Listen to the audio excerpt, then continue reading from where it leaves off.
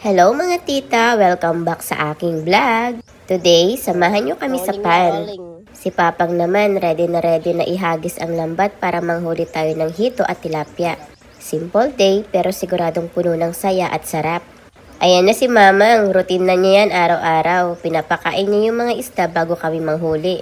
Ang ganda nila panoorin. Kalmado yung tubig, tapos biglang sisilip at magsisiksikan yung mga isda. Kaya kapag ganito, masiyahin si Mamang. Parang babies na inaalagaan niya. Sabi niya, kapag busog ang isda, mas masigla at mas maganda rin ang huli namin. Habang nagpapakain si Mamang, ayan naman si Papang. Nakaredy, nakahawak ang lambat, parang sniper pag tumitig sa tubig. Ganyan si Papang, maingat, kalmado pero laging sigurado. At ayan na nga, hinagis na ang lambat.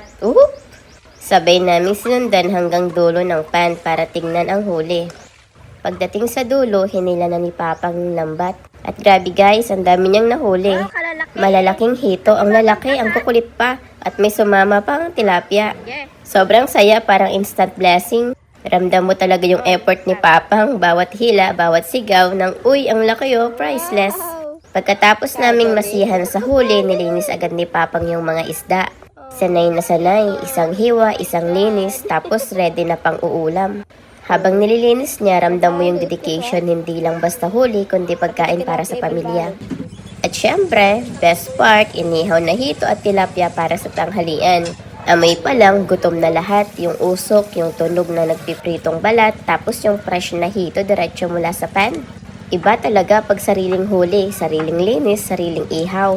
Ganito ang araw namin dito, simple pero punong-puno ng biyaya. Minsan, hindi mo kailangan ng mamahaling bagay para maging masaya. Sapat na yung pagsasama-sama, hard work at ang mga huling regalo ni Lord.